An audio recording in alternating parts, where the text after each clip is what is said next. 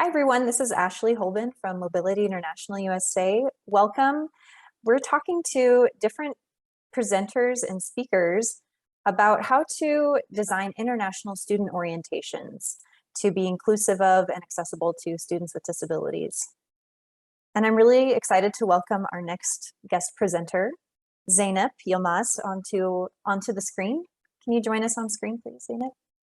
Hi, and Zeynep is actually the person who kind of inspired this topic for this webinar series, because Zeynep was actually one of the Access to Exchange externs as part of the National Clearinghouse on Disability and Exchange. And all of the externs were tasked with designing some kind of virtual project to promote access and inclusion among students with disabilities related to international exchange. And Zeynep had this fantastic idea for a topic, and I'll let her explain what that is in just a moment. But we all agreed, yes, this is something that we need to talk about more, find out what are international student offices and advisors and institutions doing to welcome students with disabilities and make sure they have what they need to access their international student experience on an equal level. So Zeynep, welcome. I'm going to disappear in a moment, but I will let you introduce yourself briefly and then tell us about your project and your topic. Thank you, Ashley, welcoming me. Hi, everybody. My name is Zeynep Yilmaz. I am a Ph.D. candidate at the University of Arizona in Counselor Education and Supervision program. I am from Turkey and I am blind, so I have been an international student for a long time. I did my master's and work in between my degrees, and now hopefully I'm gonna be soon, completing my PhD. And as Ashley mentioned, I was one of the Access to Exchange externs in 2021 summer. And my project focused on universal design, what it is, because a lot of people didn't or don't hear it or didn't hear it before, and how international student offices can implement their orientations in a more accessible and inclusive manner, both from my personal experience and what the best recommended guidelines. So I have created 2 different webinars, and this content that I'm going to present here is my second part of the webinar series. Yeah. Thank you, Zeynep. Would you be able to share your screen and your slides at this point? Mm-hmm.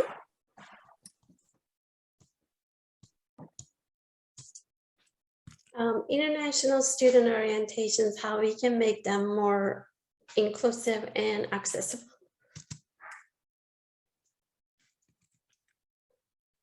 Um, 7% of international students studying in the US have a disability that they disclose. So this number may be more, because a lot of students tend to not disclose it.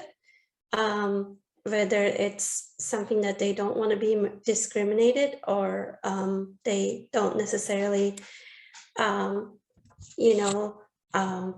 want to be, I guess, labeled like that. And I have this Mobility International USA logo here on the slide.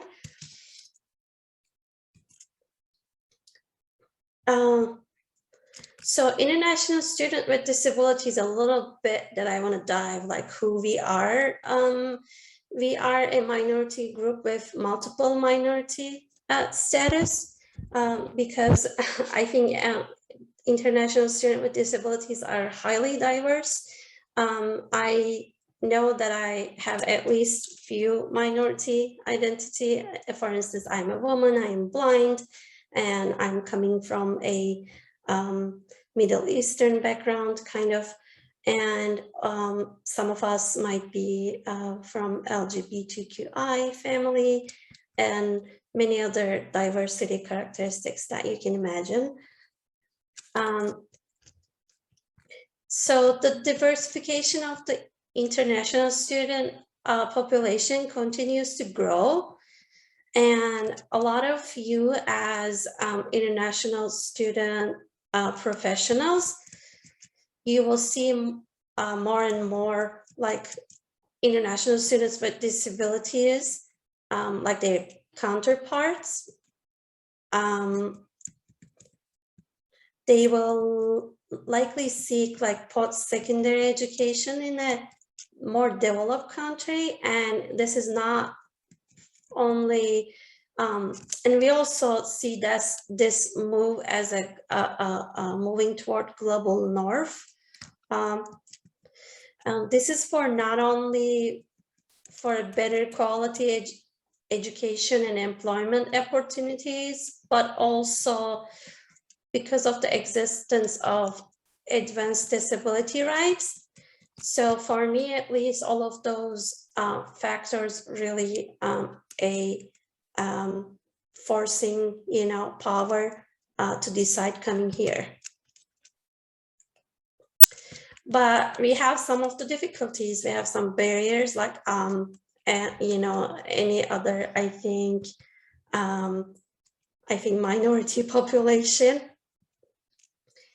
Inaccessible application materials is one of them, although US colleges and universities are required to really make their application documents accessible. Sometimes they are not accessible, and when you go to another part of the world, if it's a global south or maybe some European countries, they have different laws and requirements. And it might be some document that maybe just they put it recently and they didn't review whether it's accessible or not. Why this is a problem? Because you don't want to be discriminated against during the admission process. And it's very important that all the documents and application materials are accessible. So first thing first, I think if you are into international student admission position or any other position in the International Student Office, please check those documents to see if they're accessible. Lack of familiarity with the available resources. A lot of us don't know what is available or what we are eligible for, or sometimes in my first year, I was in an ESL program and somebody told me that ADA doesn't apply to Americans with Disabilities Act. And I was really surprised because all I knew was Americans with Disabilities Act. And I was really shocked with limited English ability, was trying to search and convince them that ADA applies to me as an ESL student. And for instance, there's this great platform called Bookshare, where you have an accessible format of books. I didn't know that till my PhD program. I didn't know Mobility International, maybe like till a few years ago. So I guess that's really important that we have the knowledge and we need to familiarize ourselves with the resources before. And lack of knowledge about how to access those resources. I think it speaks to the example that am I eligible or do I have to pay for it? Is my school going to cover it? How I'm going to access that? So why international student orientations are important? So first of all, international student orientations are one of the most common ways of like facilitating a successful transition to a new culture, especially regarding the social and educational life for international students. And you firsthand get information at those orientations, like what is America, for instance, for me, what is USA culture, what is socially acceptable, you know, all kind of like really helpful information to make the transition smoother. However, those student orientation programs are often not accessible and exclusive as they need to be, especially for international students with disabilities. So my experience as a blind international student, so I have been in 3 different student orientations. First one was in my ASL program, in my master's, and in my PhD. And I can tell you, none of them I have attended were very accessible. First thing I realized that they invite all those campus support services and people from those, you know, support programs to present, you know, what's available to support students in their educational journey. However, none of the orientations I have participated really included like campus disability office or disability resource center. Not only they didn't invite anybody from those offices, they also didn't really include the places in there like campus tour. So I remember like all of my orientations included a campus tour. So we would visit those offices and cultural centers, but we never visited disability office. Some of the activities and materials offered in these orientations were also not accessible, such as campus maps. So they bring you a campus map, you know, that might guide you in your campus tour journey, or you can have a better understanding of like what building, you know, is where and what they have in there. We also had a cell phone application in my last orientation, I remember, because it was offering the materials, presentation materials, and the campus map on there. However, that cell phone application was not also accessible. With my VoiceOver, I'm a VoiceOver user on iPhone. It's basically a screen reader on the cell phone. So I was not able to understand many of the info presented due to lack of like electronic format being available to me. So if they really emailed those to me, I would review them on my you know, computer and presentations. I would have a better time following up on the information. Pictures on the presentations were not described verbally. And as I said, that some of the presentations were on the application, but the application wasn't accessible. So I have came up with like so recommendations, what could be done prior, during, and after the orientations. So prior to those student orientations, so rather than waiting until somebody with a disability requests accommodations, please design your student international student orientations proactively for a diverse range of needs, because as I said, many of the international students come with like some language barrier.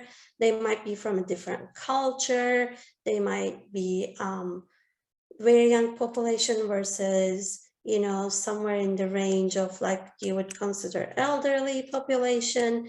It could be all kinds of diverse characteristics that your orientation might be more inclusive for.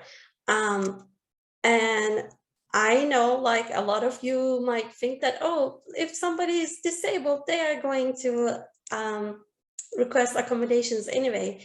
But as I said, a lot of international students coming here, especially having a disability, they don't know the culture. They don't know how to request accommodations. They don't even know what is available in terms of like making their orientation experience more inclusive and accessible to them.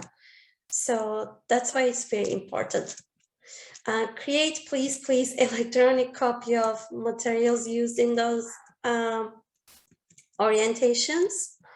And please email electronic copy of the materials ahead, especially to the students who have registered to participate. You can also collaborate with campus disability office to make sure your materials are like accessible, such as you can pick a specific format, you can provide picture descriptions or closed captioning for the videos.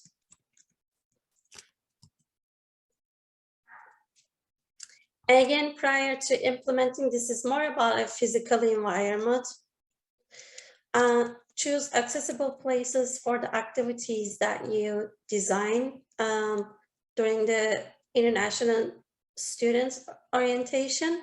What I mean by that, because I know like many of the campus buildings, although they have some basic accessibility requirements that they have to meet, sometimes some buildings are more accessible than others. And if you're planning to do a campus tour, send the please organizations or the sponsors info by email, because in my orientation program, again, when I was like, we went to student union and there were a bunch of like sponsors. We were about to have a lunch and go talk to those sponsors, you know, they were giving away some stuff, but I had no idea which sponsor was which, what table was a specific sponsor. So I didn't really feel like going and asking all the time, oh, what is this, you know, because I personally was extremely shy, especially in my first year or two. And, you know, like the more info you have, you're going to have more confidence and you're going to be able to participate more and benefit more.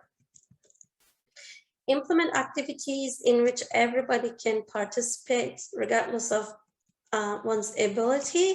What I mean by that, a lot of icebreaker activities and a lot of like activities that you might want to use might be very ableist. So like they are good for able-bodied people, but somebody who is on a wheelchair or somebody who doesn't have enough sight, or you know, could be anything. Somebody might have a very low attention span and stuff like that. So please be careful about what activity you're choosing, because it might really exclude some people.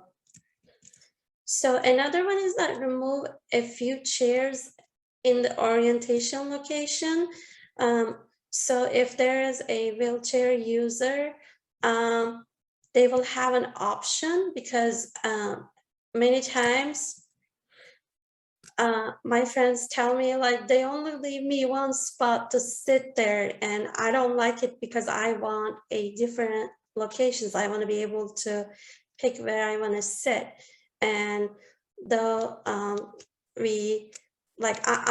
can sit in any chair, so I have many options, but somebody who's in a wheelchair can only have one option for most of the time, and it's not really fair. So to be inclusive, it's another important thing to do. So during the orientations, I'm going to speed up a little bit. So first thing first, please add disability office or disability cultural Center in your campus tour. Why this is important? Because the people who are not aware of it will be introduced to it. Students who are hesitant to use it might change their mind, and it might be very beneficial. And we go all other diversity kind of like offices, like cultural centers and stuff like that. And I don't want you guys to skip the disability. So in your orientation, you can invite somebody from a disability office to present, you know, what disability office does, or the cultural disability cultural center. And I know, like in my orientations, there were many support programs available to students. People came from those support programs and presented, you know, how we can benefit from those programs as students. Also, please have that information on your international student website, because sometimes I saw other campus support resources, but disability office or the disability cultural center is never listed. And it might be really important for somebody who needs some information about that. So another thing during the orientation, so please speak all the projected content when presenting, and please describe the content of charts, graphs, and pictures. I know sometimes electronic format is, a lot of us, including me, sometimes, oh, 2 minutes left, I have speed up. So sometimes, you know, we prepare presentations at last minute, but all you can do is verbalize it. Or offer directions both verbally and written format. So when talking, please face people so they could see your face and lips. Avoid talking while chewing gum or eating, kind of like a common sense thing. Another one. So speak clearly at a normal volume. Do not try to do it louder, thinking that maybe you're going to help for students with hearing impairments, because they most of the time they have their aids. So in group discussions, for instance, ask the group member who is speaking to say their name and maybe assign a certain hand gesture, because you might have somebody with a visual impairment or hearing impairment in your group, and they will be able to follow who is speaking. So repeat questions from audience members. Sometimes it's easy to, you know, clarify the question and stuff like that. So if possible, please only dim the lights around the projection area and let the rest of the lights in the room to be lit, because if somebody is taking notes or if they are using a sign language interpreter, they will be able to see it. Post-orientation is most important thing is that getting their feedback. Jessica also mentioned that they also have student feedback and how really is helpful. And also please ask them what they recommend for future orientations. And another thing, collaborating with Campus Disability Office to see if you can actually host another orientation that is specific to international students with disabilities. Thank you so much. So I have also communication hints here, but Jessica kind of covered a couple of those, and you can take a look at it. And thank you for listening to me. And if you have any questions, please do not hesitate to contact me or Ashley or any Mobility International professionals. Thank you so much, Zeynep. This is Ashley. I really appreciated just how practical all of your recommendations are. And I really especially want to thank you for kind of weaving in some of your own personal experiences as an international student with a disability, kind of what you remember from those experiences and what you would have liked to have seen that that led to these recommendations. So just really want to say thank you for that, all that. I guess, let me think. I think I had a couple of follow-up questions. You know, I really liked that you said a lot of international students don't know how to request, you know, accommodations. And I really like that you just encouraged international student offices to collaborate or even just get some information from the disability office. Maybe they're the ones who don't have that information. And so they need to start with themselves, like informing themselves about what their own university offers in terms of disability access, so that they will be equipped to then pass that knowledge on to their incoming international students. And if I had it my way, I would say, you know, all those international student recruiters who are being ambassadors for their universities when they're going around the world trying to get students to enroll. I'd love for them to have that information as well about disability access on campus. So definitely, I think one thing that we could do to let them know that what is really, because a lot of, I think, professionals in the international student community, they don't know the existence of all those nice resources Mobility International provides. And I didn't know you guys had an orientation, you know. It could have been amazingly helpful for me. So I guess this dissemination is another thing that we still have to work on, you know, on an ongoing basis. well, thank you. And you can stop sharing your screen at this point. Yes, I'm trying. And I also just want to lastly mention that Zeynep's presentation will be made available online. Like, she designed this presentation. Is that correct, Zeynep? Like, yes, it's designed for anyone to be able to use it or refer to. Of course, yeah. Wonderful. Well, thanks for making that available. And I think it's going to be really put to use by those who need it. So I think there was a need for that.